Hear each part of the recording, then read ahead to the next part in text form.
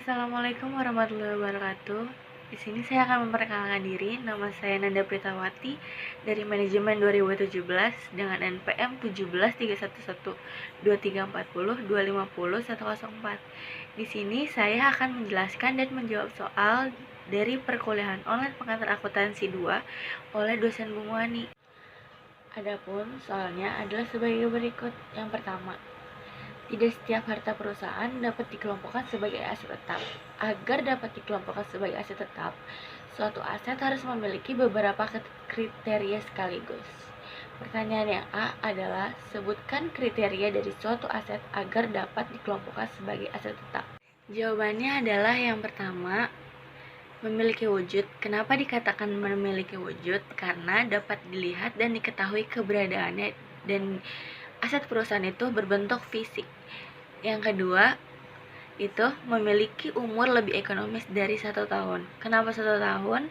Karena nilai kekayaan perusahaan yang memiliki wujud ada penurunan nilai.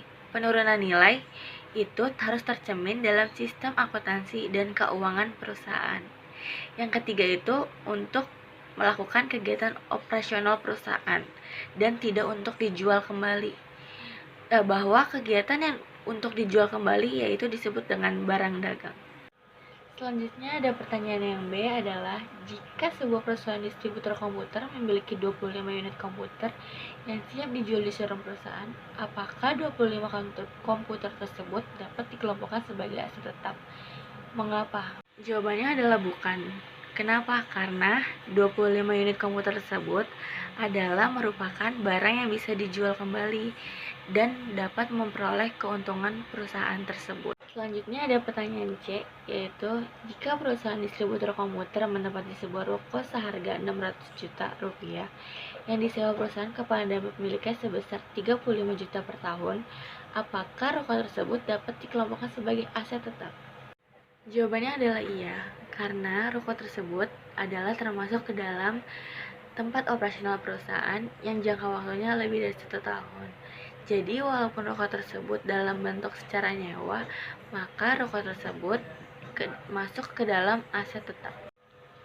Selanjutnya ada pertanyaan yang D, yaitu jika perusahaan distributor komputer menggunakan sebuah bangunan yang telah dibelinya dengan seharga 400 juta sebagai gudang persediaan, di mana perusahaan telah membayar sebagai 125 juta dan sisanya baru akan dibayar pada awal tahun berikutnya, apakah gedung tersebut dapat dikelompokkan sebagai aset tetap perusahaan?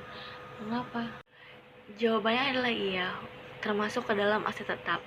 Karena walaupun bangunan tersebut pelunasan dengan menggunakan sistem cicilan dengan seharga 400 juta dan telah dibayar seharga 125 juta, bangunan tersebut digunakan sebagai gudang persediaan. Bangunan tersebut termasuk ke dalam bagian operasional kantor. Jadi, bangunan tersebut termasuk ke dalam aset tetap. Pertanyaan selanjutnya adalah yang E, jika sebuah perusahaan distributor komputer memiliki 4 trim kertas A4 seharga 35.000 per trim, apakah 4 trim tersebut dapat dikelompokkan sebagai aset tetap perusahaan? Mengapa?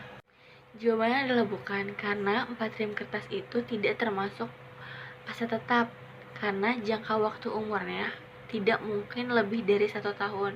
Kenapa tidak mungkin lebih dari 1 tahun? Karena kertas A4 itu digunakan untuk kegiatan perusahaan dan kegiatan operasional kantor. Sekian video dari saya mohon maaf apabila ada kesalahan dan kekeliruan dalam menjawab soal. Saya mengucapkan terima kasih dan wassalamualaikum warahmatullahi wabarakatuh.